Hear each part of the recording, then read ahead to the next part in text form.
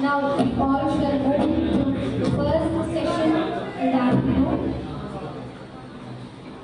Talk by Dr. Rajan J.M., Assistant Professor, Mar Vanis College, Thiruvananthapuram. Thank you, sir. Thank you so much for having you amongst us. I request Jason Joseph to introduce the guests to the gathering.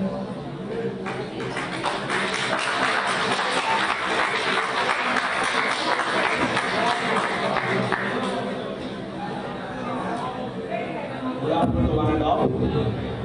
It gives immense pleasure to introduce Dr. Rajan to the gathering. He works as an assistant professor in Mark Evangelist College, Autonomous, Trivandrum.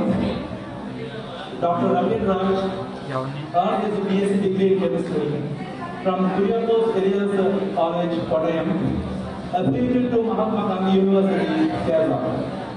After earning an MSc in chemistry from Loyola College, Chennai, he joined IIT Madras for PhD in astrochemistry.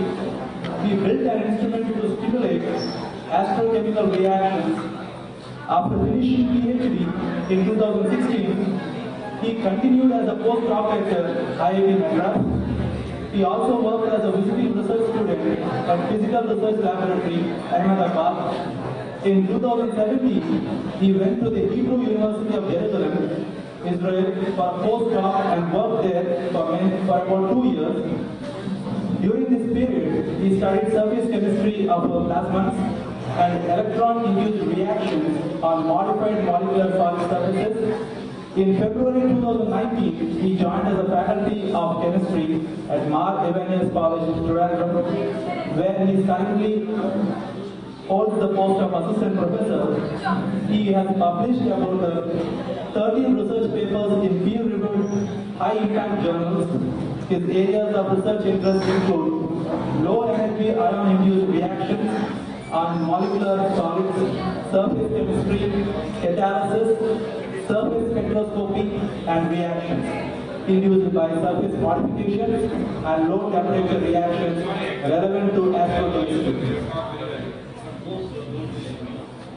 Sir,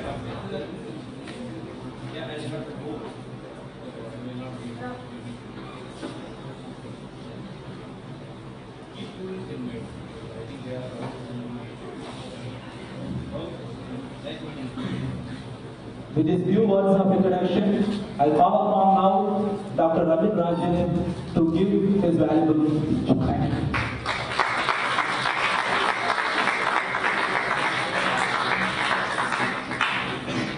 you.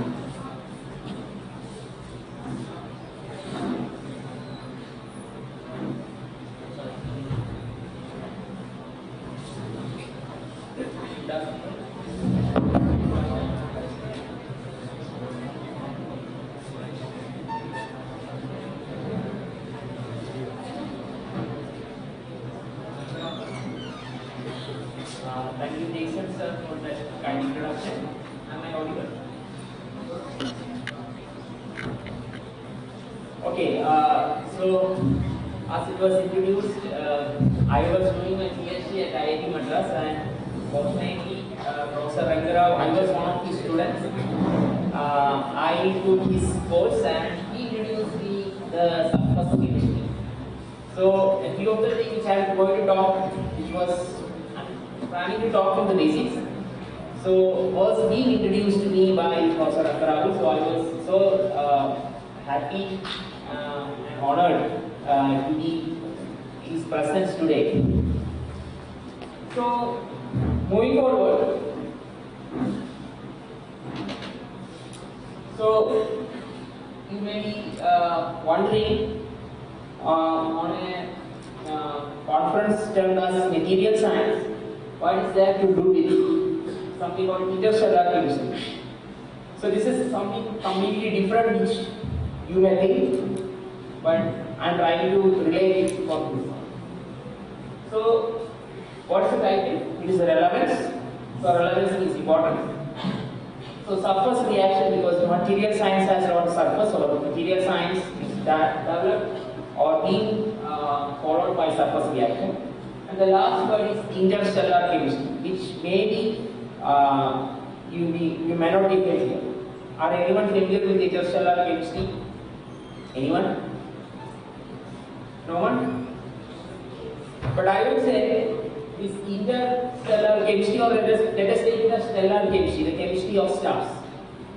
This is being taught to you in your kindergarten. Anyone will believe? I'll start with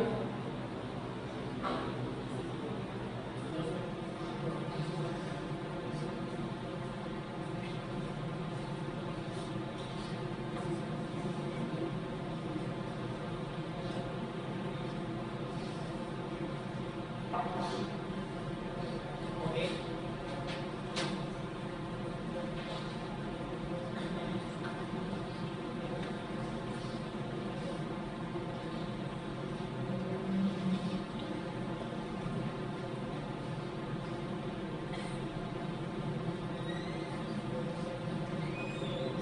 Okay.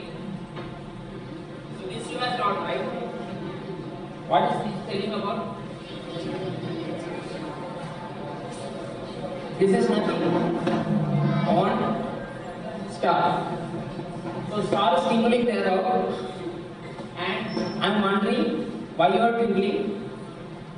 Maybe that way you may not be introduced to chemistry. So it is looking like a diamond. So you may not be knowing what is diamond. You may be thought like diamond is something which is shiny, and you always wonder what you are.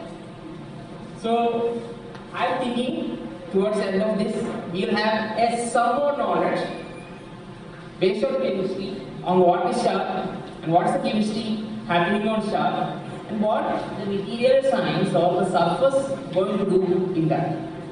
Good. So this is something with space. So why is space science is important? Can anyone tell me? Is it important to study space science? Every year, especially you may be seeing the budget.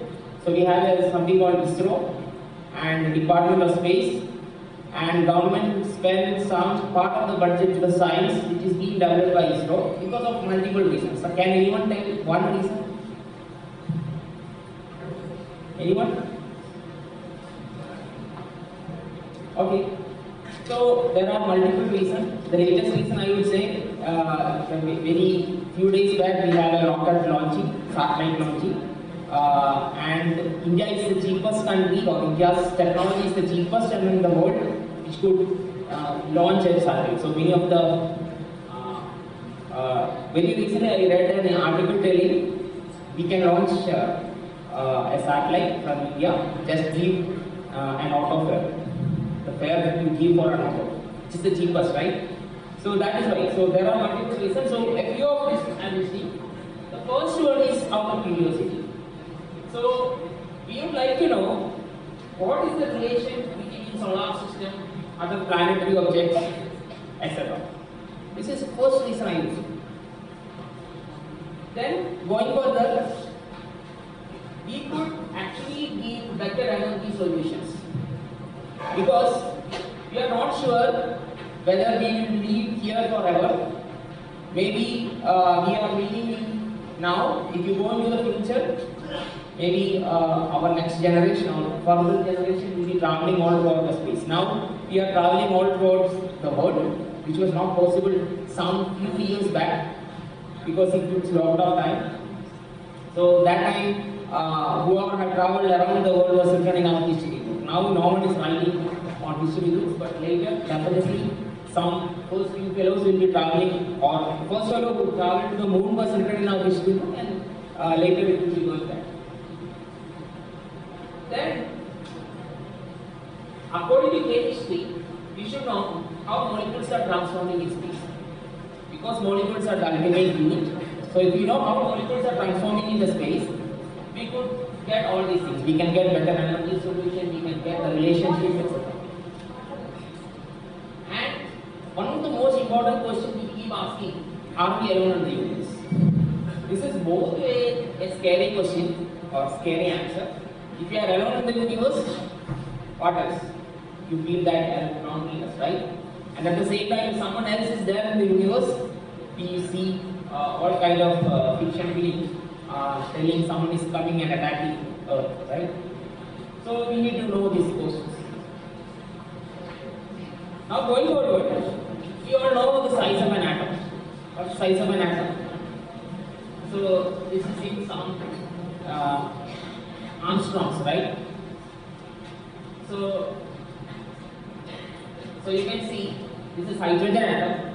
This is 53 pm, which we learned from our basic quantum mechanics. And have anyone thought about the space between the atom?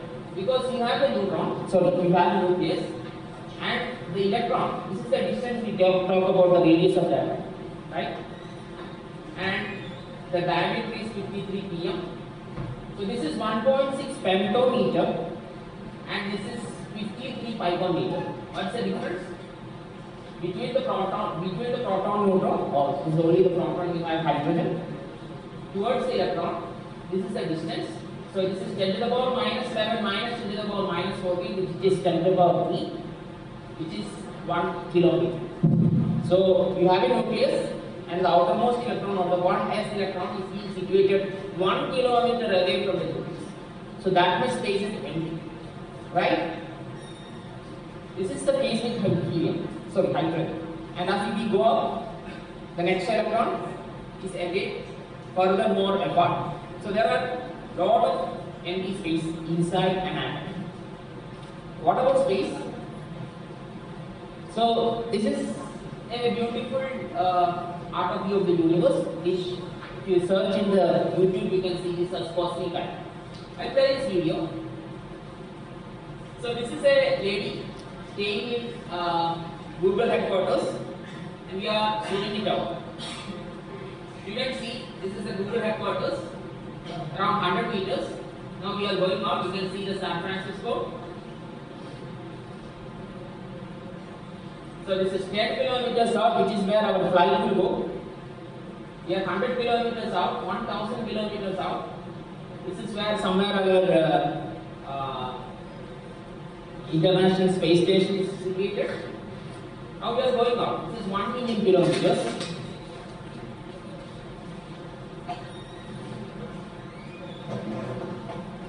So what billion kilometers now? Now we are outside our planet, sorry, solar system. We can see dwarf planets, inner outer, different comets. So 1 light year, we are outside of outer of cloud. Even we are not out of our Milky Way, there are clouds, 100 light years. So 1000 light years. So you can see our Milky Way in 100,000 light years. So 1 million, 10 million light years, you know about the light year, right? The definition of a light year, I hope. This is the time at which a light travels for 1 year. You can exactly calculate because 1 second light will travel 3 into 10 to the power 8, which is 3,08,000 kilometers in 1 second. So you calculate, when you multiply it with time, you get the time with which. So now I am going back. So you zoom it down.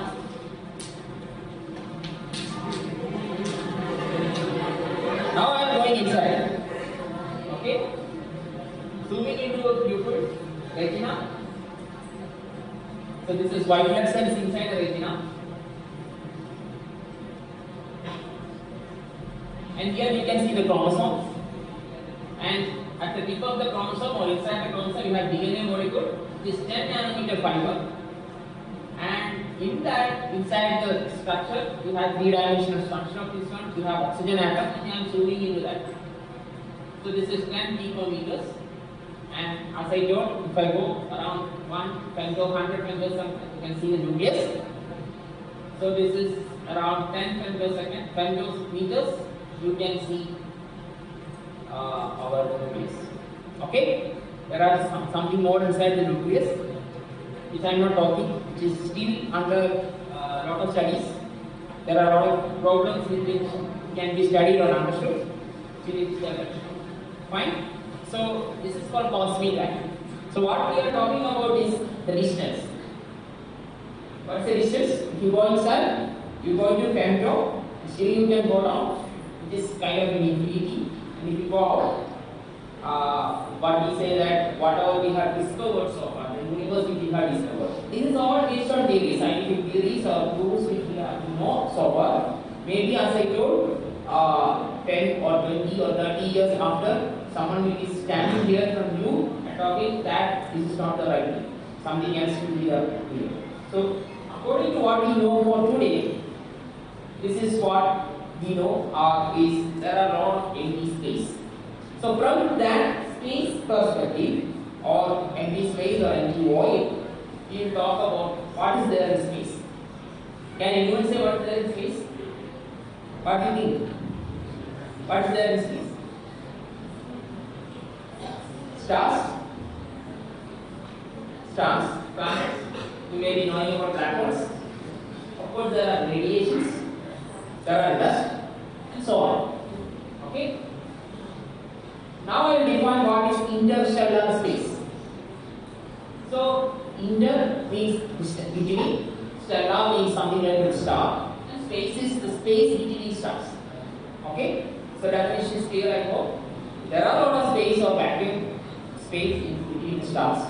So those spaces are called interstellar space. And you can talk about that is plenty in the inside the universe. So you can ask that as a medium. Okay? So that's called interstellar medium. In short form we used to say ISM. Interstellar medium. So interstellar medium or interstellar space is nothing, the space between stars. You will see what is there in this space. Okay? Before going, we should know, we should define as a case, we should define what's the condition. So, for defining a condition, we need to say what is the pressure, what's the volume, what's the temperature, etc. Right? So, what's the pressure? Pressure is 10 to the power minus 12 milliwatt, which we call scientifically as extreme high vacuum. We know about vacuum. If you connect to a vacuum cleaner, you get some kind of a vacuum where you are sucking out the molecules outside. Some molecules are lesser because pressure is the number of collisions happening on the walls of the container, you would say. So as number of molecules decreases, your pressure decreases. So if a pressure of 10 to the power minus 12 millibar we used to talk, or we call it in terms of something called mean-free path. You have learned about this mean-free path in your gaseous state, in physical chemistry. Hopefully, if you are not, if you haven't learned, you will be learning about mean-free path. What is mean-free path? Mean-free path is defined as the distance traveled by a molecule between two positions. Okay? So, you can relate that with the space. So, with the pressure, again you can derive all these equations and say that mean-free path is inversely proportional to pressure. Means, if pressure is decreasing, mean-free path increases. Okay? So, this is a simple definition given by a scientist called from Ohio State University in his book. So, if you are a gas atom, if you are standing here in this room, you will be colliding with many number of atoms, something like 1 billion or more than number of collisions in 1 second. That's your mean-free path when you are standing inside this room. As you go up or you are going outside the space, this decreases. And if you go to something like 100 kilometers or 10 kilometers above, which is where our flight goes, the pressure is something like, pressure is how high or low. If you go outside, first pressure decreases or increases as you go out? Decreases? Sure? Why? Why? Where will you have the maximum pressure? Yes, exactly. Near to the sea level. Okay? And as we go up, say some descendants, your pressure decreases, or Himalayas, your pressure decreases because number of molecules are less. Gravity is less, because of that it decreases. And as we go up, the number of molecules decreases. So here, in a second, a fraction of a second or a second, 1 billion collisions are happening. As we go out, this decreases. Molecule can move something like a centimeter. Okay? And as we go out, in a pressure range of 10 to the power minus 12 millibar, this molecule, the same molecule, has to travel around a kilometer or more than that to see underground. Got it? Because mean-free path, I am not deriving it, you can go and see your textbook. Mean-free path is in meters. And it is inversely proportional. Take all these as constants and you can see that it is inversely proportional to pressure. So if you put this 10 to the power 12 minus 12 millibar into that equation, you can see this become kilometers. Okay? So a molecule has to travel a kilometer or more than that kilometer to see under the moon.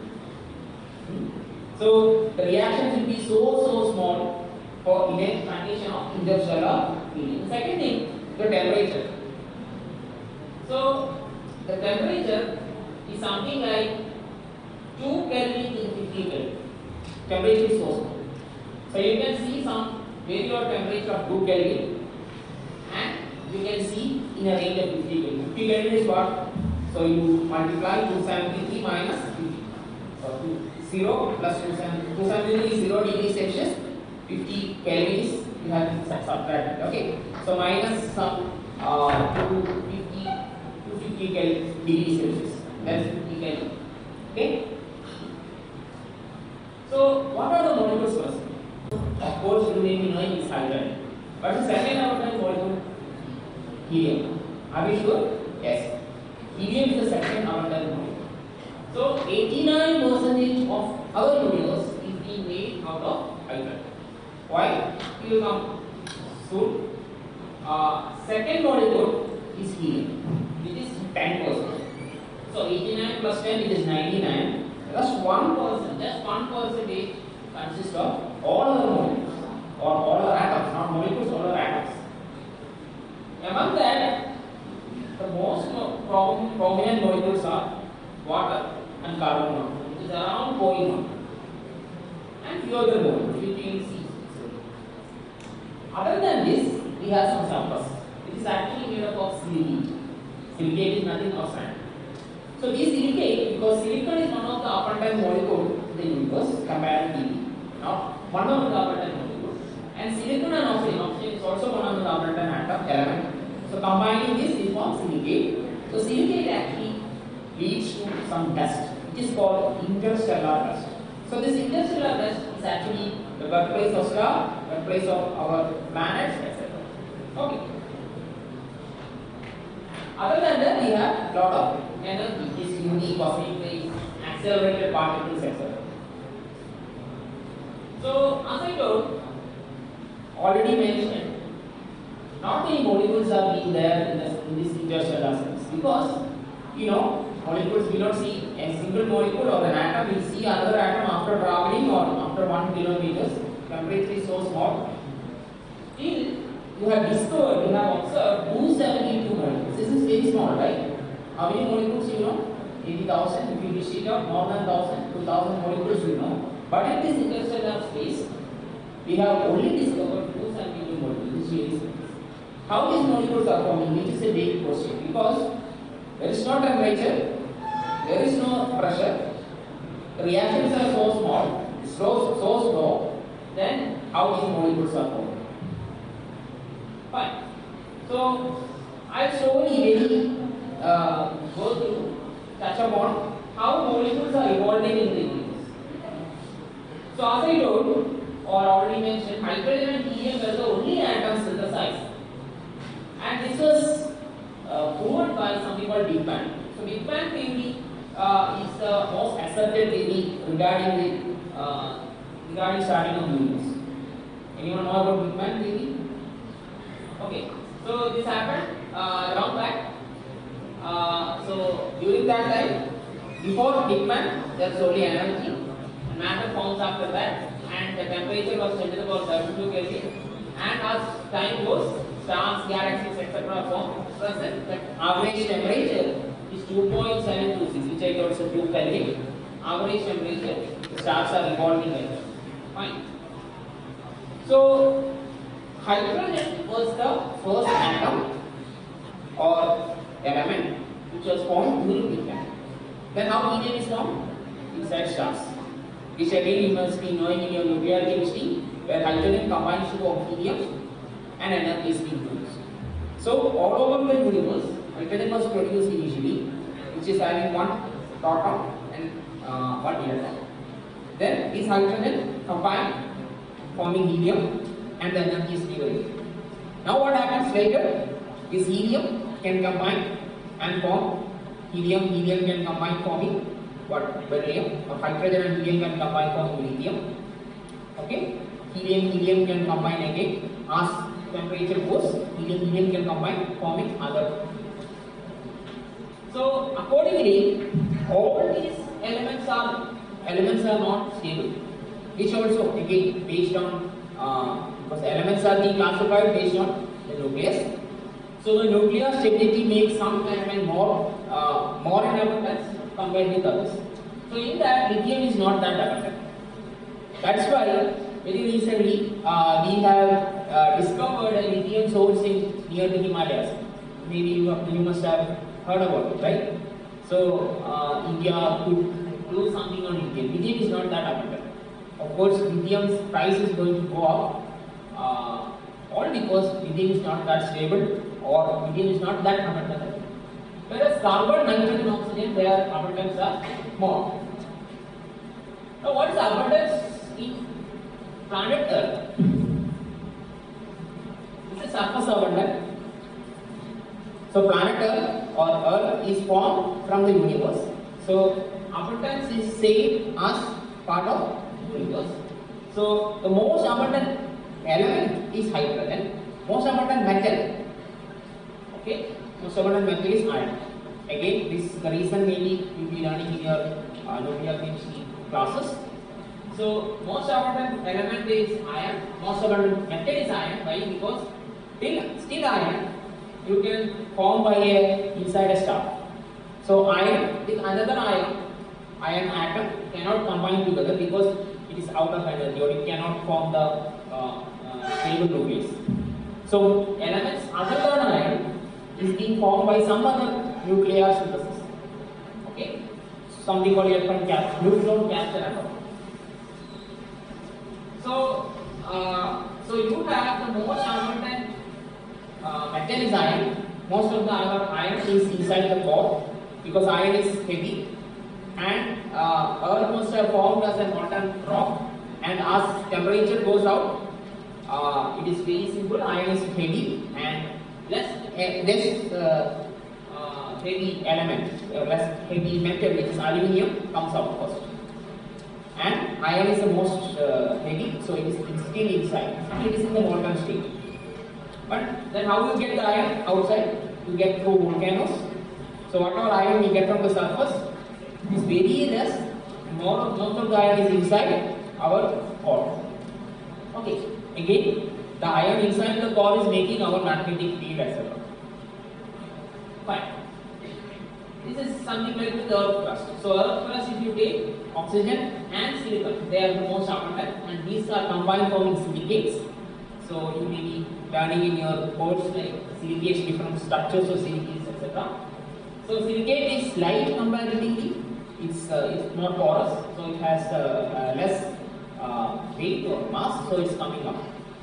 Other than that, the third most abundant metal is aluminium, it's 8%. Then iron, because these all iron are coming out of the core during volcanic eruption. Okay, so some idea you got. Now we are going forward. How do you study these space? What kind of experiment you can do? We classify them into three. We can observe something. Maybe you must have seen many pictures of the universe which are all colored. Do you think they are all colored pictures? If you observe through a telescope, has anyone observed through a telescope any time? It won't be that colored. Color is actually given by the scientist to distinguish it. Okay? So that is observational studies. So you have a telescope, you have something like Hubble Space Telescope, etc., which is being kept outside, and you learn about you observe that or take pictures and study what is the molecule there, what's the emission. You can see different colors here. From these colors you can say this is a metal or this is something, some colors are there. From that aspect you can learn what is the molecule there in that space. The other one is to collect samples using space exploration. So you may be knowing some mission was given to Pluto and a part of it was taken. Then inside the system itself they will analyze using our versatile analytical techniques and then see what is there in the Pluto. They take pictures as well as they analyze what is there in the space. Also, there are multiple meteor showers happening into our Earth, or we can fly some kind of a flight through the meteor shower and collect some few samples, take it down into our Earth laboratory and analyze. And third one is calibration. So before going to observations, James telescope which is recently launched. It's a successor of Hubble Space Telescope. So you see deep into space, look deep into space and see what is there or what molecules are there. You have Indian Astronomical Observatory at the Hangi, where you have a giant telescope where you can observe different things. Again, I am not going into details. This is part of spectroscopy which we learn. By sitting in Earth, we can only look upon lights which are coming from the space, which are only microwave. Because all these light waves or visible and ultraviolet radiations are being absorbed by the atmosphere, so you will not see anything. For that, you send something like Hubble Space Telescope outside space or outside Earth, where there is no atmosphere. There you can see what are the radiations coming out. And if you want to learn about stars, stars are going to emit very high energy, especially X-rays. So you need some telescope which will observe in X-ray spectrum. So again, that you cannot keep it here. You have to take that telescope outside. So there they will take the picture, send it to us. Okay. So this is basic spectroscopy. Now, as I told, you can collect. This is something called Murchison meteorite. This was called at Australia in 1969, and this is meteorite will be very heavy. So if you take out, collect the samples and analyze, then you can see lot of molecules. So this is from fissile meteorite. We have got those many number of molecules. So we don't know how these molecules are being formed. We have to look upon. So the best part is we study these through theoretical calculations or experiments. How you do the experiment, which I will tell. So theoretical calculation is nothing. You take a molecule, put quantum mechanical calculations into that, give the conditions that there are no other molecule, what will this molecule, if it is carrying energy, what it will do. So you must have seen many NASA pictures with these kind of images, right? So this is experimental system. This is what I was doing during my PhD at IIT.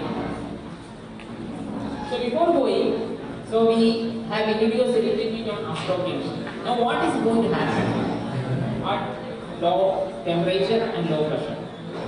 As I told, these molecules, even though they are going to meet another molecule at very far distance, like a kilometer ahead, but since the temperature is very low, this molecule, if it meets something like a silicate or carbonaceous, dust I would say, they will go and stick on this because the temperature is so small.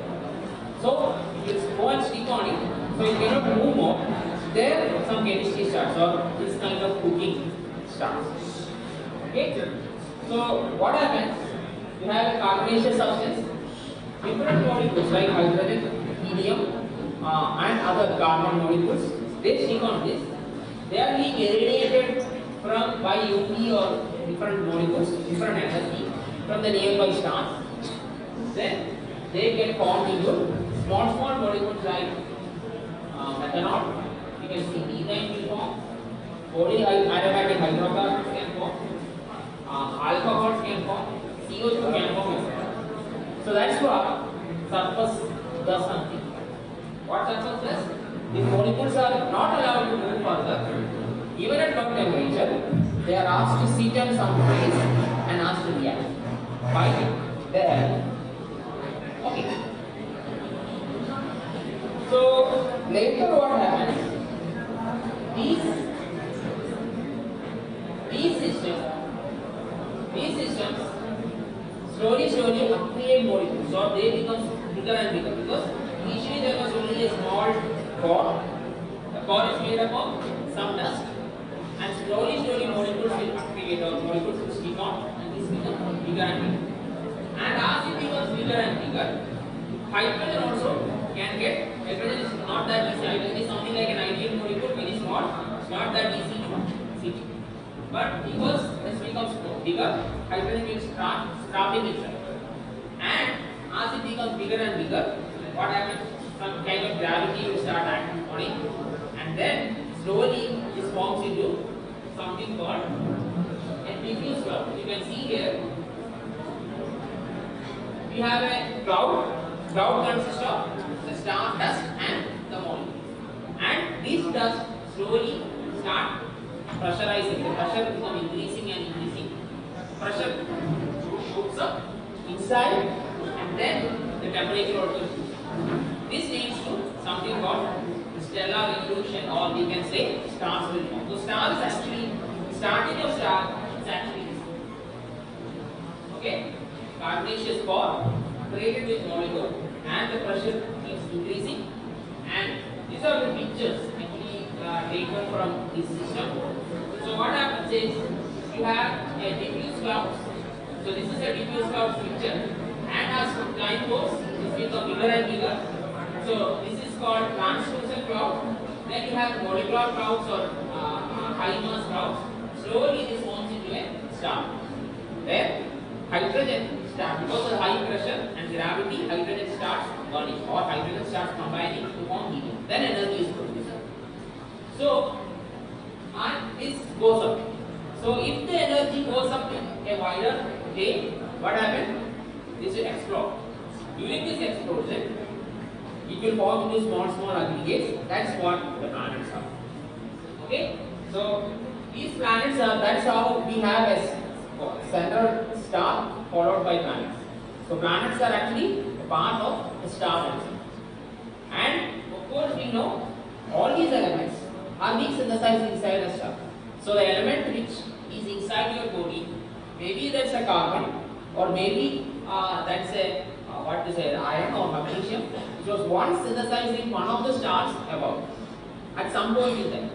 Okay, before you are being born or something. So that's a very good proverb that be humble that you are made of sand. Okay, and at the same time be happy that you are made up of stars, because you are being synthesized. Almost all the elements are being synthesized once inside a star. Okay, so this again is from your nuclear chemistry textbook. You know a neutron attached with the helium, sorry, the hydrogen and helium and deuterium can combine forming a higher nucleus and form helium. This reaction you may be knowing, and you may be knowing about N by E ratio. So N by E ratio is 1, then it's more stable. Up to calcium you have a very good stability, and above calcium, that's above 20, the N by E ratio shifts up.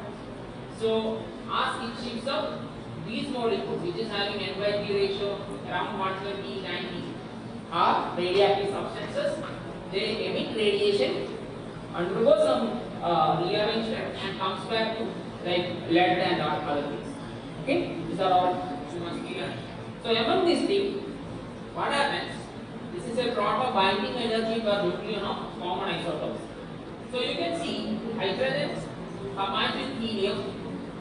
Then lithium is stable, of course. Then lithium is less stable than helium. Then carbon is more stable than lithium, and oxygen is again more stable. And the most stablest in nuclear synthesis is iron. So inside the star, if you go deep into the star, iron will be the core. So outside will be hydrogen. If you go inside, it will be helium. Again, if you go inside, the innermost core will consist of iron, because iron will be formed at high pressure and high temperature. More than iron, it cannot form, because two iron atoms cannot combine to form the next element, because it is all because of this stability of the nucleus. So that is why, as I told or already mentioned, iron is the most abundant metal in the universe. Okay, because that is being synthesized inside the star, and other than iron or elements above iron are being synthesized by something called during a supernova explosion, which I am not going to cover here. Maybe someone is interested, you can Google it and see. This is some star evolution process. Okay. So you must be seeing the colors of stars. So colors of stars are based on how fast it is burning. So sun is an yellow star. So the temperature is 6000 degrees Celsius. Sorry, 6000 degrees Celsius. There are blue stars, very hot helium stars we talk about, because it is burning at very high speed. It's going to end its life very soon, but it's going to emit its energy very fast. So the temperature goes to 28 to 600. There are red stars. Red stars means it's burning slowly, or something like the energy liberated is low. So the temperature is around 2500 degrees Celsius. So looking at the stars, you can see what kind of process is going on and how fast these reactions are happening. So this is what this is an enlarged thing of how stability, atomic number versus stability, abundance. Okay. Now almost to the last part. So what chemistry of ices or molecular solids does in the space? So this is just a picture. So you have a star here. So the temperature of star is 1000 Kelvin degree, 1000 Kelvin or 5 which is equal to 6000 degrees Celsius, etc. Right? And if you go into the planet, so this is kind of interstellar medium which we already discussed. Pressure is very low. If you go to surface of planet, let us say Mars. Anyone know what is the surface of Mars made up of? Or the temperature?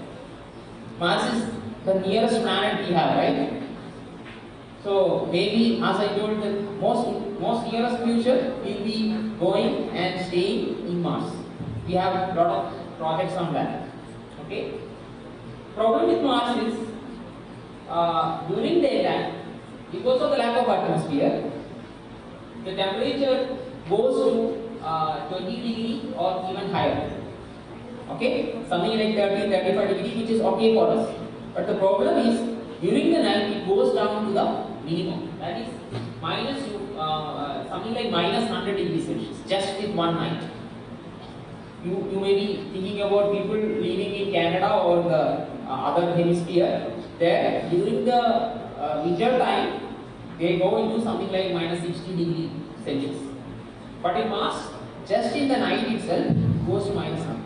And the next day is going to 20 degrees Celsius. So that kind of both extremes you are going in just one day. So that's the most important challenge we have, because just a normal routine will not work there. So the temperature is shifting, right?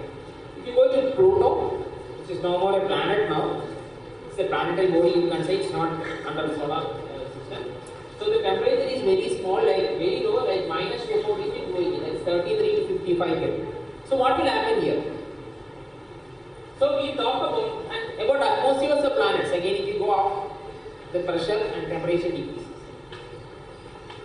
Okay, so comets.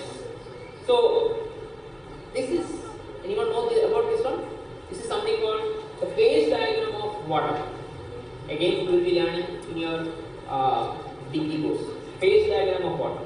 What is phase diagram? It's a plot of temperature versus pressure. So in stars or in space, what kind of pressure we are talking about? Very low. What kind of temperature we are talking about? Again low. So this is the kind of space we are talking about, right?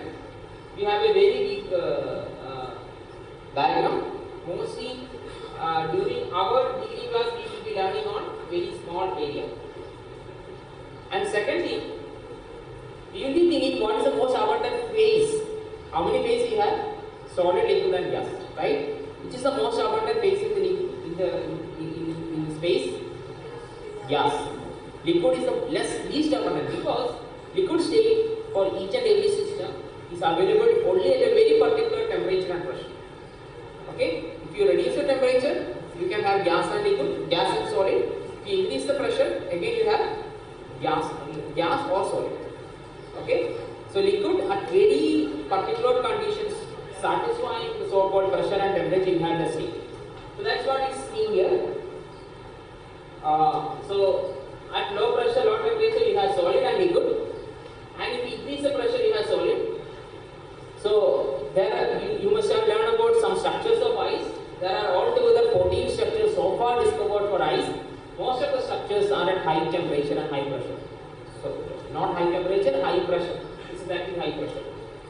These systems are present in the universe at deep into sea. If you go deep into sea, the pressure increases, temperature is let us take it as constant, you get different structures of ice. Okay. So what is major things happening in space?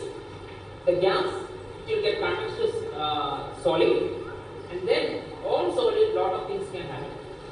If you are listed here, it can undergo thermal processing, which means some energy is absorbed, molecule can divert itself, forming new molecules. It can go into crystallization, it can go into polymerization. Again, it can be hit with high energy radiations like UV and cosmic rays. It undergoes dissociation, recombination, etc. So this is the most accepted theory on molecules forming in interstellar space, which is surface chemistry playing a role. So within 2 minutes, how many minutes more I have?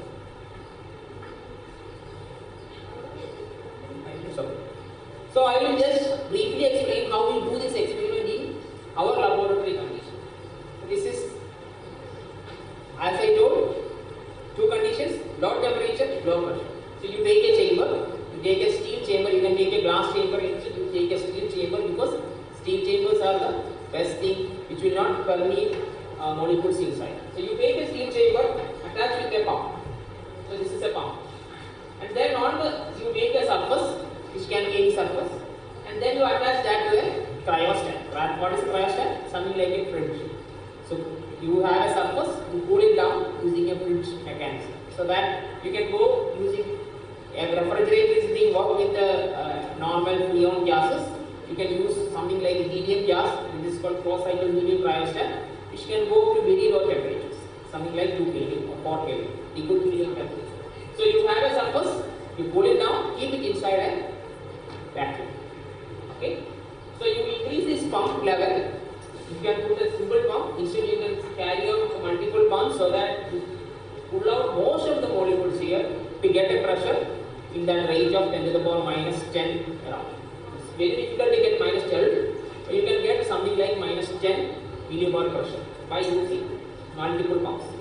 So you have a surface, you have a pump. Now what you have inside is very low pressure and very low temperature. Now if we put molecules inside or gas molecules inside, whichever you want to learn, what happens? The gas molecules will be filled inside the chamber, and whatever molecules sitting on the surface, which will get absorbed or which will go and sit on the surface, which is called physical absorption.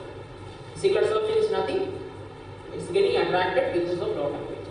Because these gas molecules have kinetic energy, that's what we learned from our basics. So once it heat with a low temperature surface, this kinetic energy is lost. So this will go and sit on the surface. Okay? So this is what is happening in the space. Now you make a few molecules out of it. This you call it as molecular solids. So molecules in solid. Okay, you can call it as ice. If it is water, you can call it as ice. You can call it carbon monoxide, you can call it as carbon.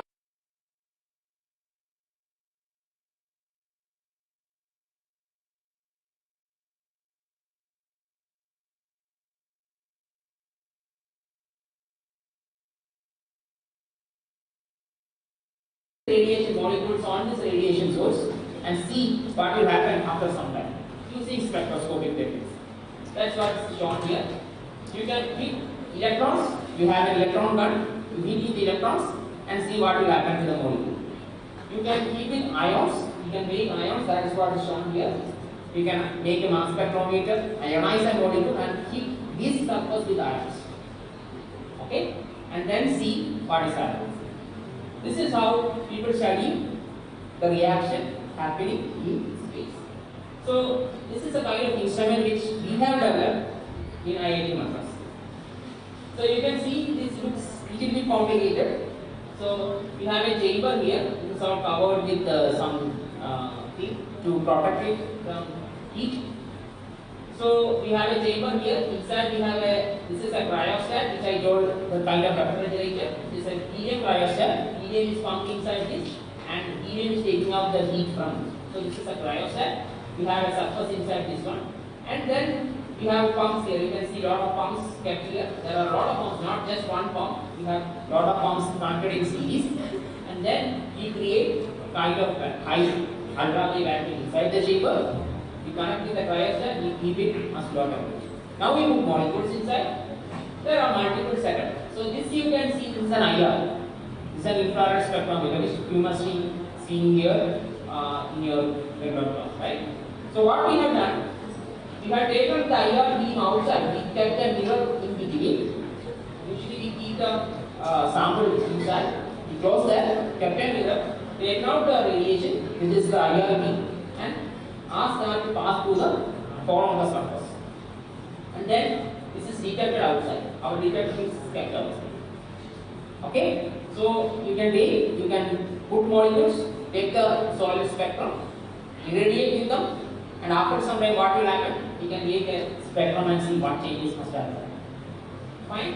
We have mass spectrometer also there, which I am not going into that one. We have attached with mass spectrometer, we can ionize these molecules, heat it up, ionize that molecule and take some spectrum. So we have lot of spectroscopy is attached with the same instrument. So using this technique, we can study what's the reaction happening.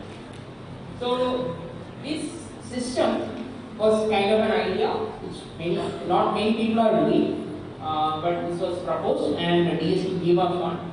And that's the cost of this instrument is itself is 5 crore. This is only one in the world because this is the assembly. The idea is ours. We bought everything, we purchased everything, we purchased IR, we purchased multiple instruments and attached it together. There is no specific engineer for this one. We ourselves learned all these engineering techniques slowly. It some time, and then we assemble this one. Now, if some problem happened to this, we cannot call, if some problem happened for this instrument alone, we can call some engineer and fix it. But something happened for this one, we have to fix by ourselves. But it took like, it took for me like 3 and a half hours of me around, we were around 4 people working on the same project. It took 4 years to build this instrument. And once this is built, from the next day onwards, the data which we operate from this instrument are all new. Because no one can do the experiment in around the world, right? So the next day onwards, we start getting data. Still we have a lot of data coming up. Still something is being there with us, which was not even published. So this is kind of thing we developed just to give you a glimpse. So this was another instrument, a similar instrument which we have here.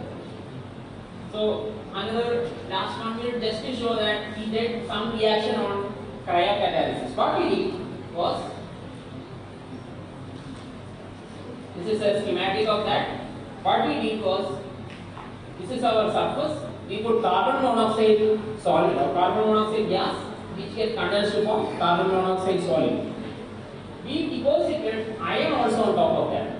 So this is at very low temperature, 10 Kelvin, and at very low pressure. What you think? Carbon monoxide will stay there. But to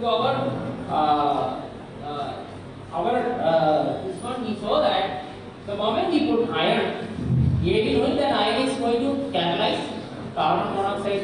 Iron is a good oxidizing agent, or iron can oxidize carbon monoxide. But whether to do at very low temperature, yes, we got that data. What we have observed is, this is ruthenium is written. Ruthenium is the substrate we use. So we put carbon monoxide, and on top we put iron plus carbon monoxide. Suddenly we get some small amount of carbon dioxide. So even at very low temperature, like 10 Kelvin, this oxidation happens. Okay, so this is being studied. Just one example, we have studied in multiple ways. We have done some kind of a theory. So this is the theory which we have forwarded. So iron in gas phase, go and sit on the surface at 10 Kelvin, and then even at 10 Kelvin, there is some option that iron will get slowly reduced, or it forms FeC, iron carbide, and oxygen is liberated. That oxygen, or O is liberated, that oxygen can combine forming CO2. So even at low temperature, in presence of iron, carbon monoxide can form. So with our very regular knowledge or very regular laboratory experiment, we think that we need temperature. That's what we learned, right? We need temperature, we need to do the reaction.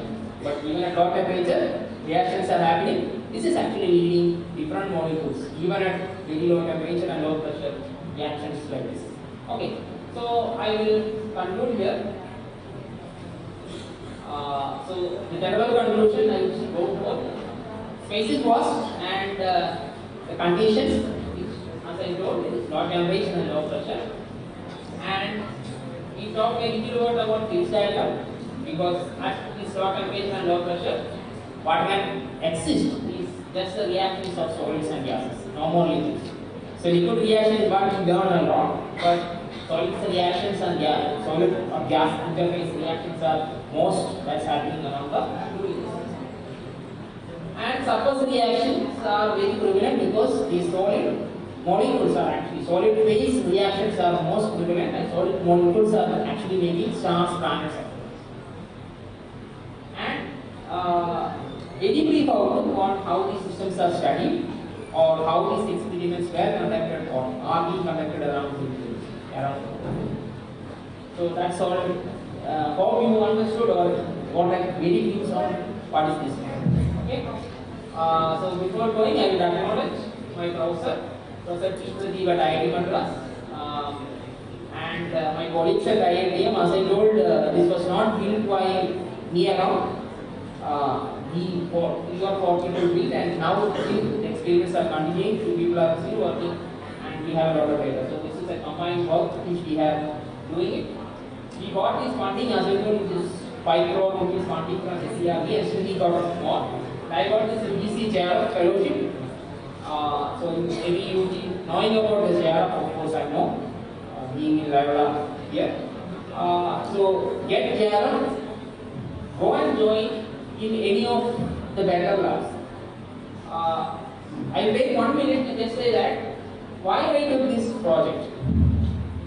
Because before going into IIT or just before us, just after passing my MSc, most of the students will go and start doing nanosynthesis or some small reactions. This is much simple because you will not get much. It's easy for you. You know something, right? You may be knowing nanosynthesis. You may be knowing what is nano, or you may be knowing what is organic synthesis. You must have done SN1, SN2 reaction. So you start doing that one in your lab. That's okay. There's no problem in doing because that's procured. So we have someone from the drug industry which is needed. But all these are really normal things. So if you come out, everyone will appreciate. But I was thinking to do something which is not being done by anyone or not common people. So when I approached Professor D. Pradeep, maybe you will be knowing him. He's a pioneer in nanotechnology. So whenever we talk about Pradeep or whenever I am telling that I am a student of Pradeep, or people will think, okay, you have done your PhD in nanotechnology. But when I approached him or through his website, I saw he is doing this work, which was just wanted. And I approached him and I thought I want to work in this industry. And he was very happy because no one was approaching. Or very, very few people approached like in that way. So he wholeheartedly accepted me. So like that I went. But it was not that easy journey because I have learned from the scratches because just like you, I was knowing maximum of what is being developed, not more than that. So I was not knowing how the battery technology is developed, how the technology is being implemented, what is cryostat, etc., which I learned slowly, and that was my journey. So fortunately, I could do this one. Then I came to know that around the world, even in NASA or in many of these things, they do this one. Not many, very, but the funding you get in this one is very huge. Okay. So think about that, and if you are interested, you can have this kind of science happening around the world, not just the regular. Also, I would thank my college, Mariwani's college, where I am now. Also, I thank Andhra Loyola College for calling me, especially organizers, P.K. Ramna, the HOD Anila ma'am, and my dear friend Subha Reddy. We did together MSc.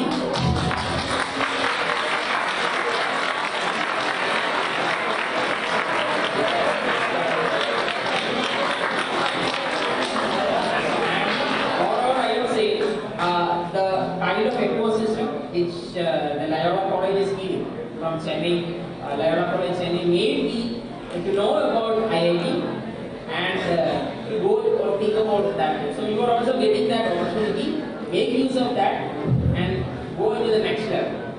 Okay? And you are welcome for this.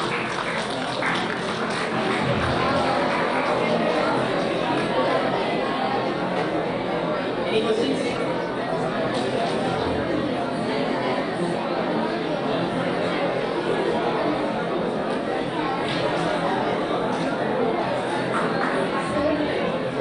Thank you very much for that elaborate explanation. So thank you so much. And you are a great inspiration for all our students. Sir.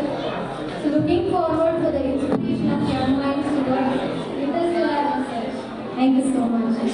So I request our faculty members, Rayapalli sir, Ramana sir and Anila ma'am to kindly felicitate the speaker. Dr. Dept from College, Thiruvananthapuram. Students, please give a big round of applause.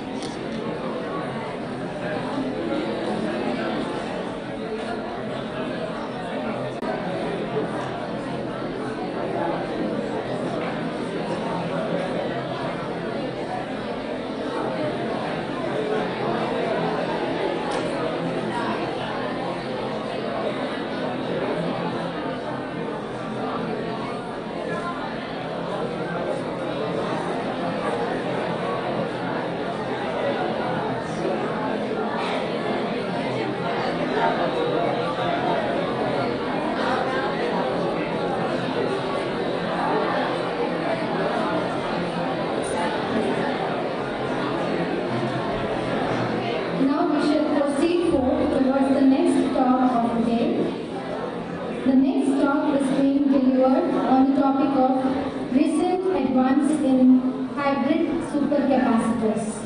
Recent advances in hybrid supercapacitors. And the resource person today is Dr. Sampat Kumar, Department of Chemical Engineering, NIT Warangal, Telangana. Sir, really, we are very happy to have you here. I invite Dr. Usharani ma'am from the Chemistry Department of ALC to introduce Sir to the gathering.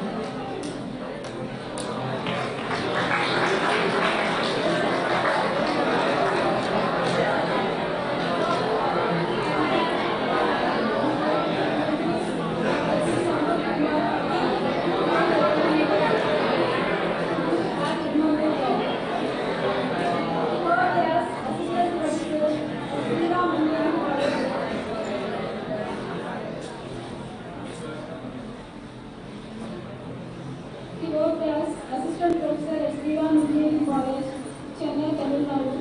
Also as a process engineer at RMS Research Lab, Hyderabad. At present, he is working as Assistant Professor in Chemical Engineering Department, NIT, Warangal. Coming to his academics, he completed BTech at CBIT, Hyderabad, MTech at University of Hyderabad, awarded his PhD program at University of Hyderabad itself. He has done a major project of work highlights sponsored by NIT Warangal in 2022 and consultancy project of work 1 lakh at Namascom India Private Limited, Patanjali Hyderabad in 2022. He has a total of 90 research publications and are invited to chapter in 20 science publications.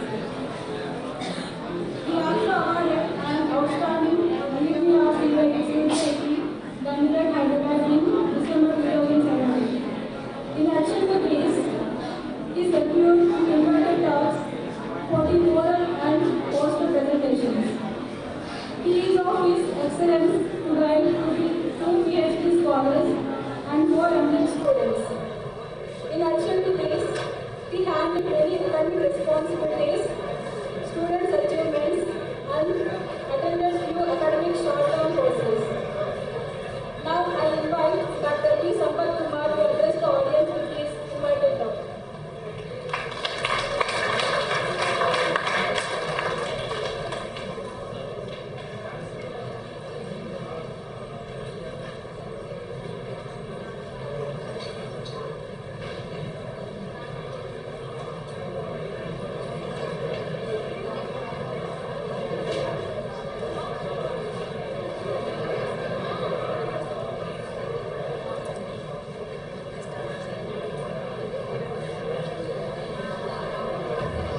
Hello. Hello.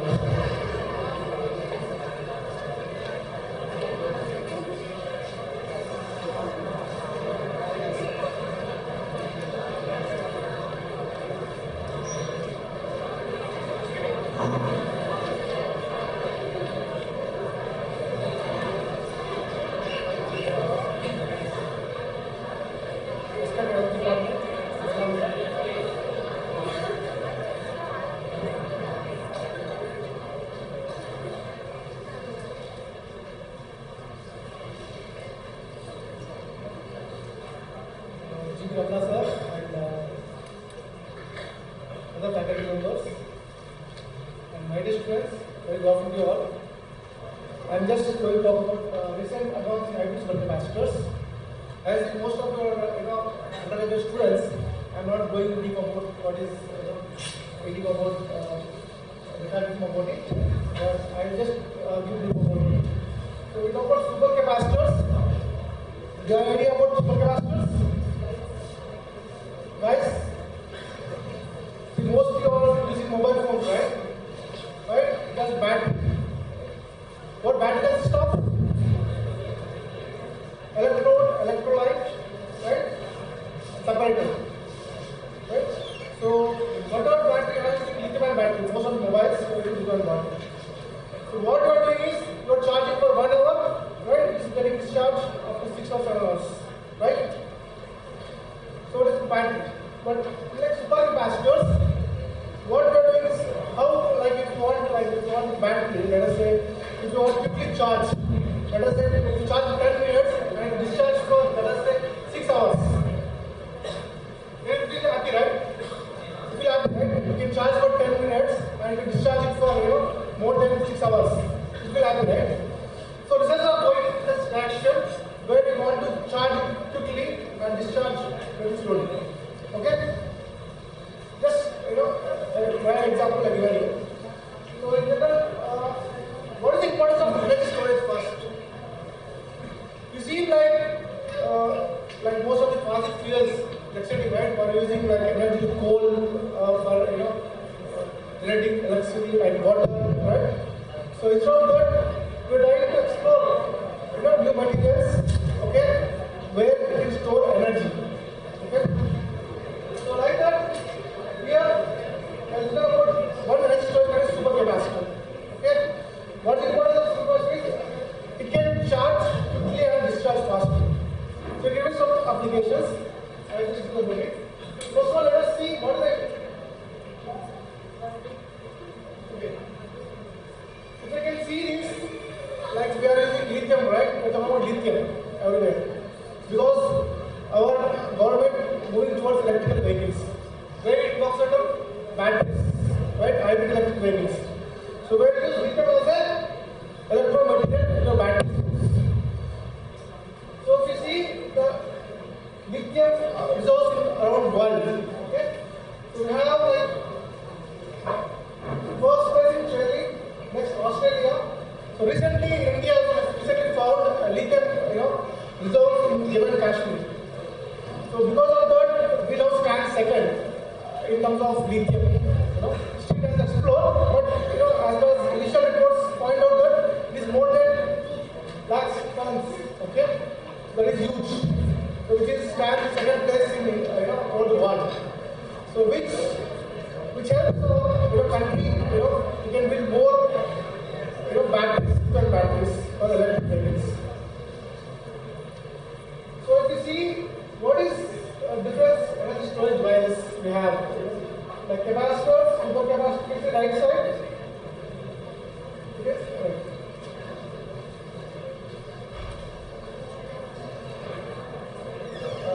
You can see right side for the Vega plot. It is x-axis energy density and x-axis power density. What is energy density is about storage capacity. How much long it can store, how much stored electricity. And power density, how big it acts. So if you see the various resistors like fuel cells, lithium battery, supercapacitor, capacitor, if you see fuel cells, it can have a resistance of 1000 watt per kg. The power density is 10 to the 3 watt per kg. For lithium batteries, you can see it is 100 watt per kg. So it's 10 to 100 watt per kg, and you see power density is 10 to 10 power 4 watt per kg. Unlike supercapacitor, you see it has energy storage between 0.1 to 10 watt per kg, and power density is 10 power 3, 10 power 6. And see capacitors, it has less energy density, it is 0.05 watt per kg, and power density is around 10 power 5, 10 power 8. So it tells that if you see the graph, the lithium can have a good energy storage, okay, compared to supercapacitor capacitors, but less power density. Okay. What we want is we want to store more energy as well as more discharge, right? So power density. So if you see here, the cycle life for batteries, if you see, cycle life will be like most of the batteries, it will come out to 6 months or 1 year. Not more than that, right? So like if it's a supercapacitor, its life cycle will be like 1 lakh cycle per minute or etc. More than that. So that shows that supercapacitor impedance, right? So what we're doing is right now the supercapacitor machines are having less energy storage compared to batteries. Okay? So that we want to improve it by making hybrid supercapacitors. We're trying to, but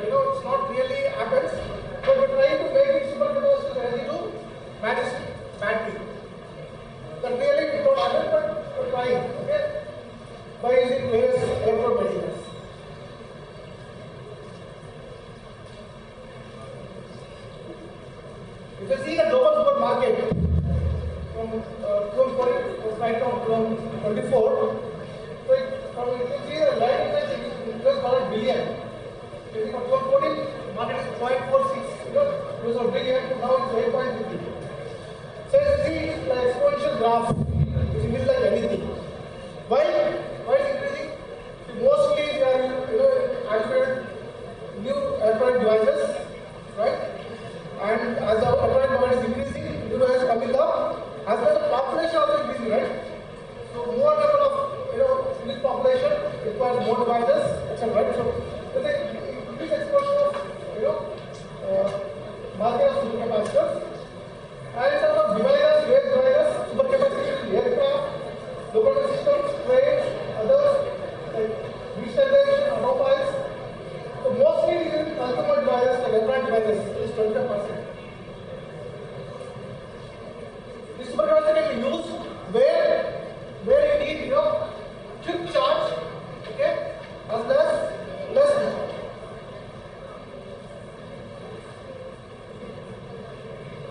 In supercapacitor again we have two types. So this WL capacitor and flow capacitor. So WL capacitor stores charge, okay, by electrostatic.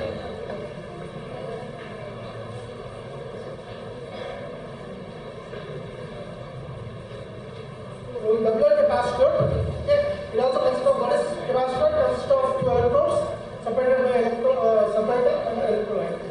So what happens is electric charge is developed between the potential applied is capacitor, electric charge is developed between electrode and electrolyte interface. Okay, the charge developed between electrode and electrolyte interface, which develop a double layer. Okay, it's called as Elmo's layer. Because of this layer, the charge is developed here. Okay, so that is storage because of that. So as the charge is from the surface, when there is no inside charge, because of that, we can charge quickly and discharge fastly.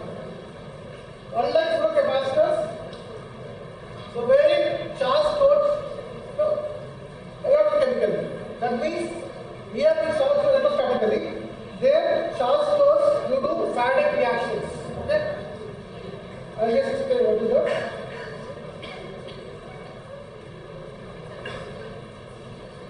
So like radically, here there is no charge transfer, here there is charge transfer. So IV capacitors.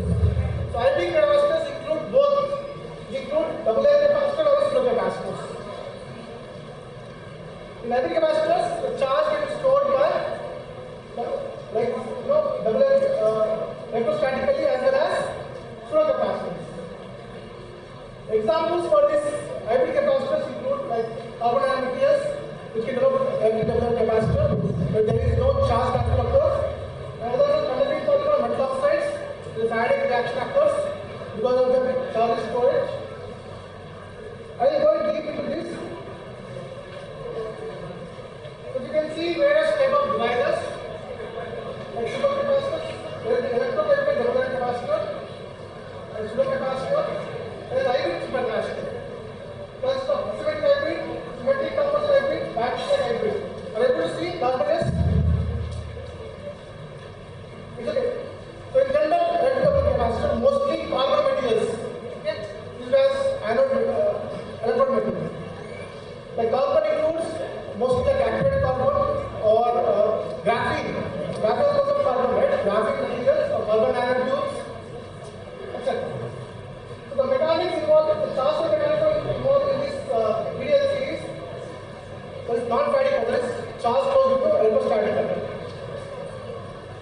The pros is it has a good cycle stability and good rate durability. So it has this PDL system has good cycle stability as well as good rate durability. All its cons, it has low specific capacitance, like this low energy storage gas, okay, and low energy density.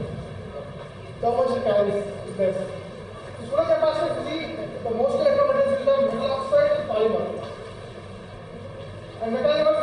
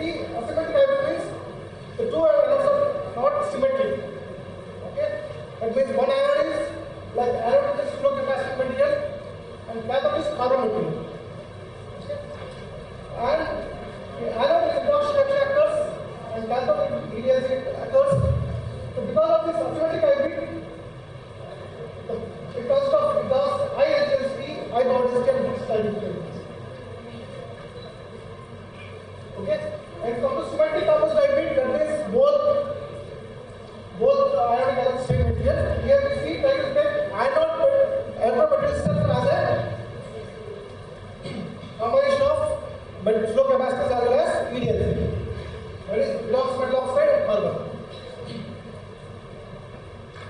So you can see that it has high resiliency and moderate mass and moderate stability. Now this battery like hybrid. As you say, we want supercapacitor to store as energy storage as batteries. So they tried like one anode as lithium ion insertion, other as carbon. Okay. Because of this, the mechanism involves lithium duplication process, which is in right now we have batteries, lithium batteries, as well as we have EDLC behavior, okay, which has slow capacity behavior. EDLC types. So it consists of both high resiliency and causes high cost and requires electromagnetic capacity match. So as we see that one type lithium ion insertion, other as cathode material as EDLC. What happens is the capacity match between this cathode and the anode is difficult. Okay, where they cannot make stability, as much as batteries. This is what you can see is different electrodes, like anode and cathode. You can see. As you see, left side supercapacitors. You can see it consists of two electrodes, right? It consists of like we have EDLC type electrodes like metal oxide or polymers. And if you see battery consists of mostly anode material as graphene, carbon, right? Graphite.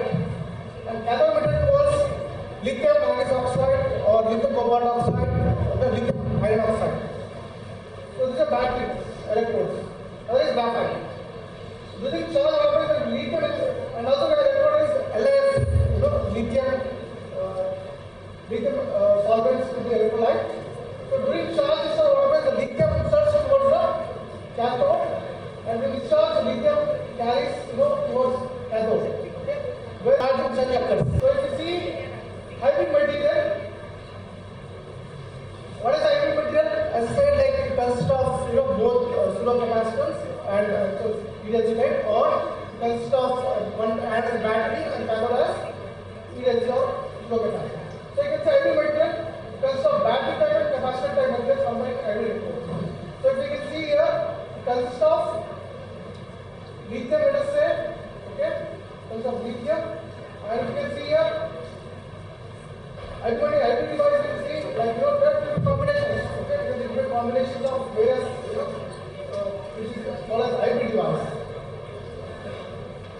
So what as electrode materials required in this area? You need good cycle stability,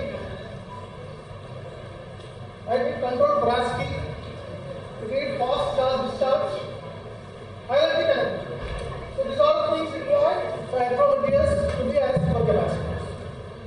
So what happens in the high surface area? Right? More charge can be stored. Okay? And the electrode interface will move. Okay? And control porosity, what is like porosity with the surface area, it is more porous. The electrode can be easily inserted into this electrode and have an electrode interface, or if adding reaction happens, okay, to get energy storage. And the connectivity is also one part important. Where without conducting, it's difficult to have a reaction mechanism. So there are the various properties required, and there are some of the materials which our students did. Okay, like they use graphene material as cathodes, anode material, and also metal oxides, connectors. The students placed hybrid capacitors of these making using of graphene, metal oxide, connectors. So why they choose this is graphene, has high capacity of around 1300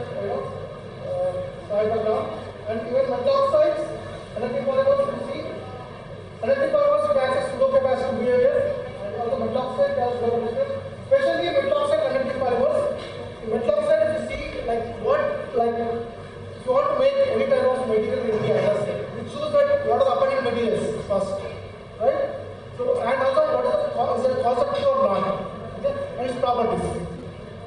And based on the electrochemical properties and the cost effective, we choose like magnesium oxide and nickel oxide and tin oxide as metal oxide, okay? And electric compounds, especially like polyethylene, okay? It is highly conducting iron movement. The polyethylene, it is a good supercapacitor behavior. So we take a combination of these graphene, metal oxide, conducting polymers. So graphene acts as EDS specific, other materials acts as electric capacitor, and metal oxide conducting polymers behave as pseudo capacitors. So we try to make hybrid capacitor, the combination of these both electrodes, like graphene with metal oxide and conducting polymer, or like either way. If you see this, once it is like activated for as a carbon material, which is given as VDLC type, electrode material, the supercapacitor. So this is one, bios there nitrogen active one. So wherein it is synthesized with system activation, okay, and various temperatures we try to heat it up and get activated carbon. So these are like the various temperatures you see the velocity. Not as in velocity, but you can see the force of this metallic from what is said? Standard force. Like you might have seen optical from the labs, right? Right? Where you can see, maybe in Andhra Loyola or something like that. But this is electromicroscope level, okay? Where you can see up to, standard microscope, you can see up to like 1 micron. If it's field access microscope, you can see imaging up to 10 nanometers. If it's transmission microscope, you can imagine 2 nanometers, 1 nanometer. Okay? You can see crystal structures. So these are like acid compounds. So this is like you can see cyclic order curve, which tells about how much energy is stored based on the area, cyclic order area. Now you can see this x-axis is potential, y-axis is current. Potential is what voltage range, okay? What voltage range your material can act, okay? And the current, okay? On this voltage range, how the metal behaves with this current, okay? So based on this current versus voltage, okay, your material, the curve is kind of cyclic order curve, where the area will use the energy storage. Okay?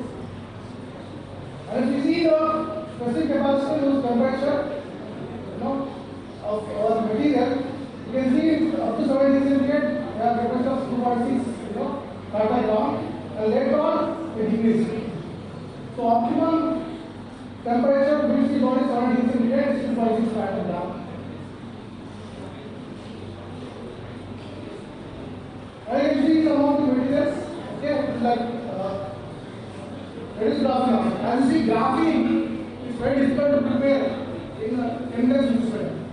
So what make using chemical deposition method, where you make single layer, okay, of graphite called graphene. Okay, so it's not possible in normal chemical synthesis. So what researchers are most interested do is try to synthesize graphite scale, try to make it few layers of graphene, for this chemical synthesis by optimizing various reducing etc. So one way other material is graphene. Okay. So this is like this first one is 3 dimensional microscope. This A can see the big shape of graphite sheets. Okay, and this B can see the magnified image of this A. Okay, you can see nicely extract sheets over here. Okay, so this transmission microscope, where you can see the images in nano level, up to 1 nanometers. There is a transparency of the material. The transparency shows the conductivity of the material. Okay, it shows the conductivity of the material. If I see down, you can see E1. It shows the number of layers of graphene. 5 layers. Okay, and this You can see the external. What is external use? What is external use? Crystal structure material. What type of structure it is? Okay, it's external direction. So from where we can able to find what structure we need. Okay, different materials like FCC or BCC or what type of structure it is. And normal factor, especially normal like we use for carbon materials, okay, where it has magnetic and effective grounds. From that we are able to find the number of layers. As you see from here, right? The number of layers we find by imaging, but we can by using different gravity model we can find the number of layers. Okay. So the beauty of the grammar. And this is cycling methodology of this G1 RGO, that is nothing but graphene oxide and reduced graphene oxide. So this like big chemicals in this. First we get graphene oxide. We try to reduce graphene oxide by various reaction methods. And you can see this is charge plus loss. What is charge? So we see that how much time it takes to charge, how much time it takes to discharge, like the batteries. So there is a quick charge and discharge curves are there. Okay, for both G1 and R2. It shows the realistic behavior. Like with slow capacitor, you can see there is a low discharge. And this is like IP capacitor, where we try to use realistic type material RGO and polyethylene as low capacitor material to make composite. Right? Again, this is a graphene sheet. Magnitude of A is B, you can see transparent gravity of image. And its sound, you can see A1 is polyethylene proton SRGO, it is RGO. So this is a magnetic image of A. So the thing part, it shows clearly that the polyethylene is nicely put on the reduced graphene. What we are doing is playing in the electromaterials to increase capacitance, okay, to increase resistance storage as well as power density. That's what we are doing. So this is for both all together. You see GO CD is the current level is 9.20. Unlike reduced graphene oxide, you can see current level is high. Okay, compared to GO, SRGO is high. You make numbers of both SRGO and polyethylene. Okay, this is what numbers of this is like numbers of SRGO and polyethylene. As you see, carbon material is shown realistic behavior. Curve is like realistic rectangular type. Where you can see there is no chemical reaction. You only do charge storage and required difference. Unlike if you see a combination of metal oxide and polyethylene, RGO and polyethylene, you can see the oxidation peaks or conduction peaks. C1, there are polyethylene connecting peaks. So it shows that because of this combination, the capacitance, okay, energy storage capacity increases. Okay, the body of energy capacity is energy storage increases.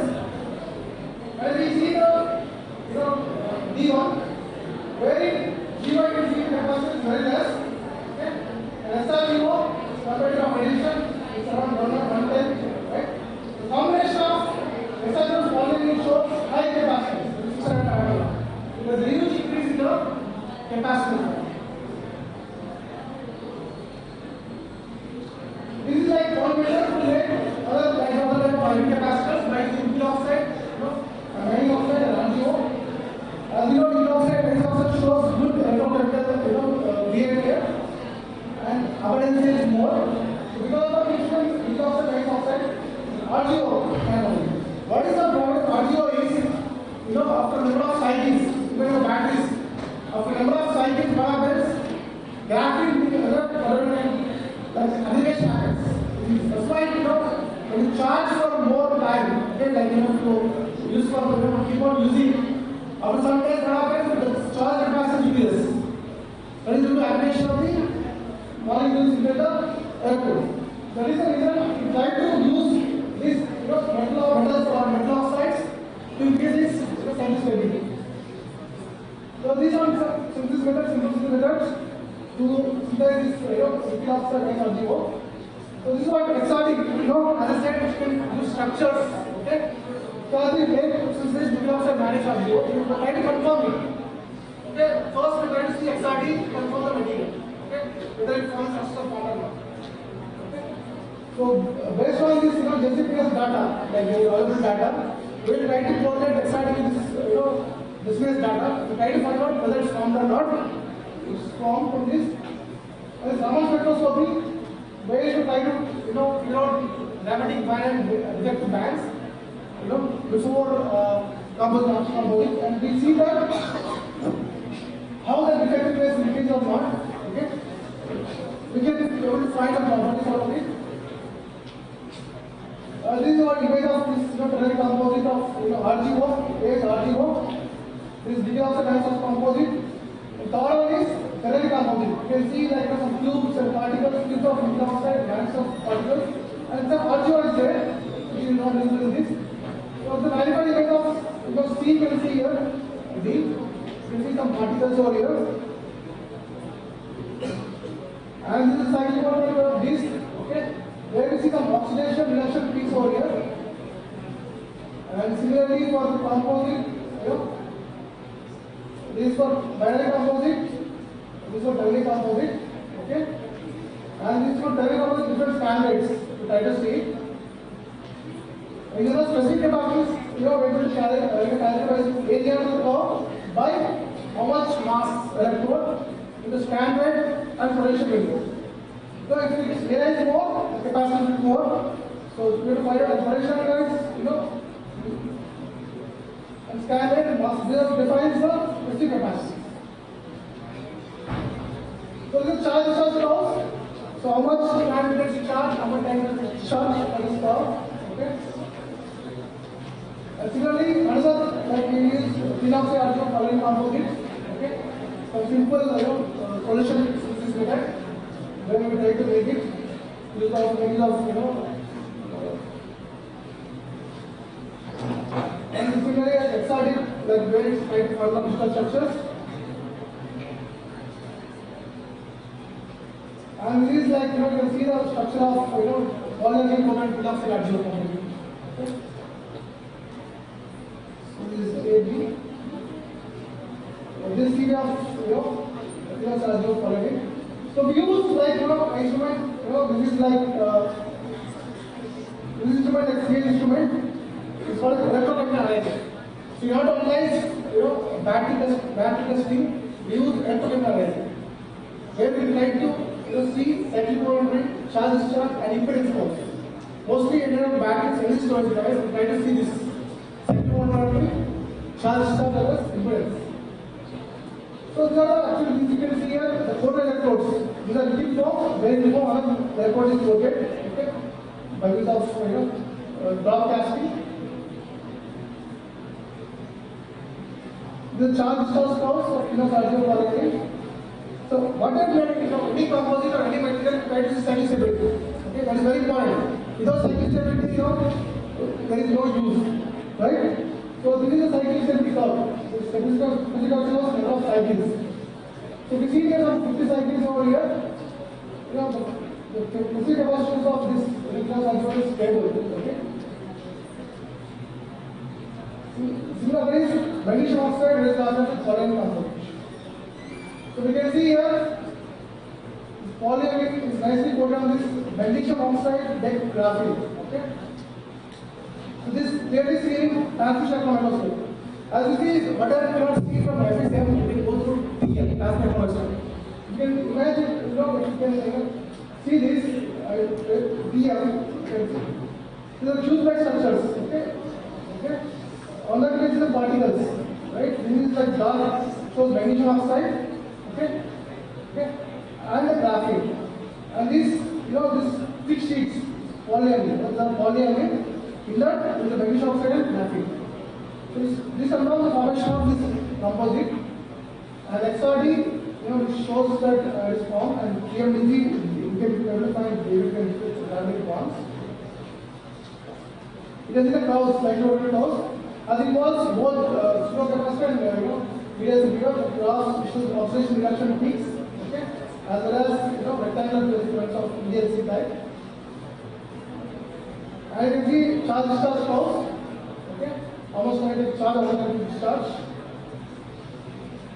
And sinusoidal curve of this. You can see the capacitance of this.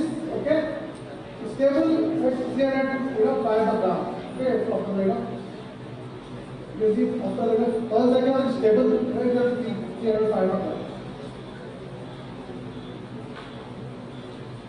Like you see, these are symmetric capacitors which I showed you. Because both electrode, both iron and state. So asymmetric capacitor, like we can use as I said, anode as one material, lithium junction, or carbon material, cathode as low capacitance, or either way. Okay. That way we can try it out and try to improve the energy storage behavior. So the supercapacitor, okay, normal simple test whether it's working or not.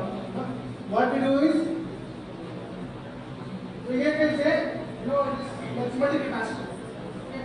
Where we try to correct our material on the graphite sheet, okay, made a device. Okay. So this is like capacitors over here. We try to have this series. And first station what we try to do is we have a battery to these capacitors. We charge it. And after some time, after let us say 20 seconds, we try to move it. Okay?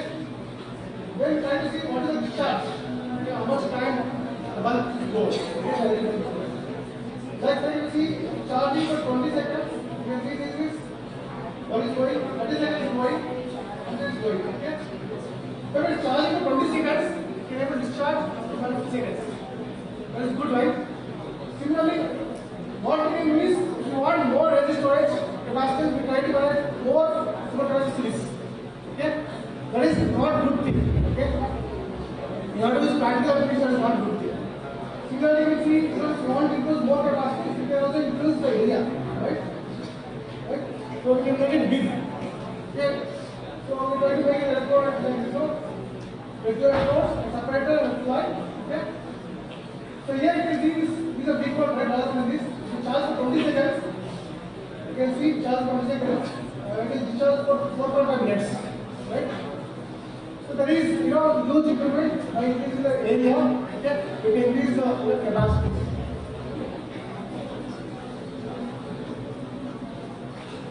So these are like you can use possible electrometers for supercapacitor as well as possible. There is carbon oxide, there is no oxide. Battery oxide, radio polyamide.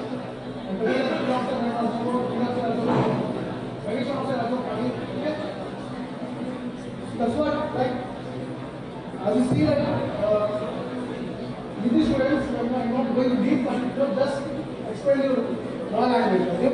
How it is. So this is what you see. Thank you.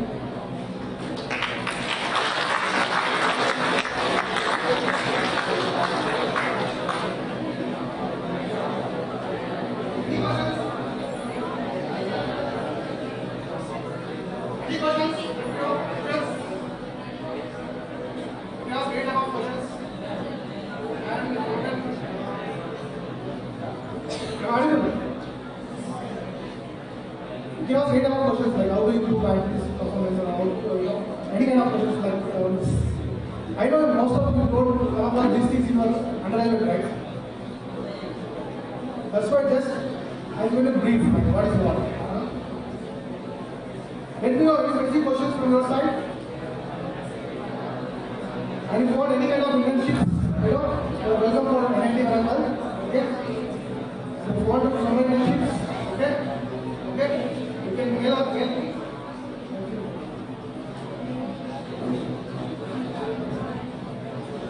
Or you can contact directly, I will give you my contact number also.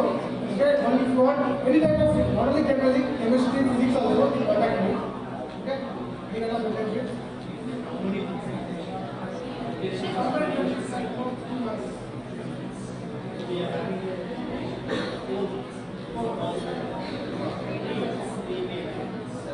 That's fine, up to you, because most people combine metrics.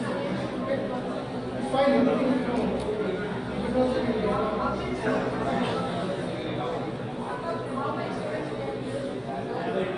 Like, most of the numbers, like this. This is for you, we are asking. See, last of one of this is going on NAT. Okay, it's not an energy. Okay, like even chemistry related, different like blocks, like sensing sensors, diversity generators, and mostly in our department we try to work on energy storage first. Like mostly different batteries, fuel cells, flow batteries. A batch means like one batch. No, it's not like that. It's like whatever one project will get batch in pieces like that. You can take more strengths, but one project will do pieces. Otherwise, if you force strengths, you will be like more will do right. So anybody interested, let me know for internships. Like this chemistry, lot of this is going on. We'll see. Even I'll arrange other department faculty also. Depends on interest. First one is the profiles of all departments, like chemistry, chemistry, physics, and all interest. You can of course get talk to them. Not only me, anyone. Okay? You always get that. So this is a student test. You can try. Okay? You can see what the profiles. Okay, you can write their name, and then talk to me, and then talk to them. Okay? Okay?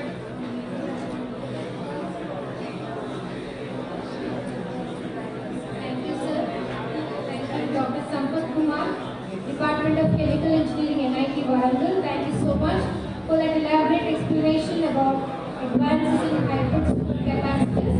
Students, let's give a big round of applause. And friends,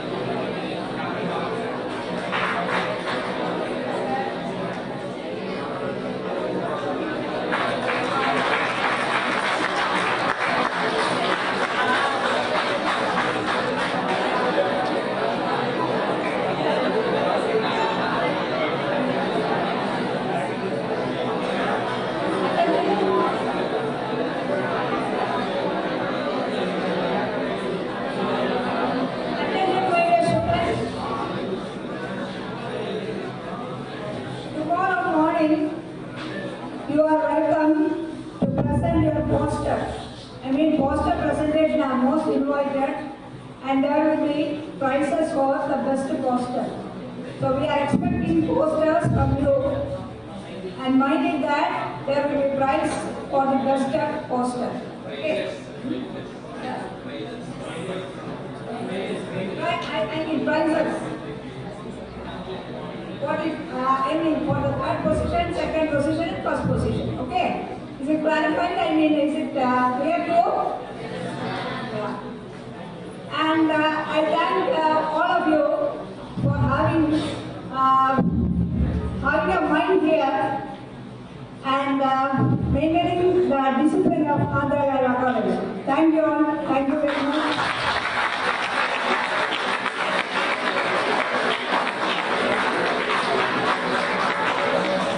Tomorrow we have presentations in the morning.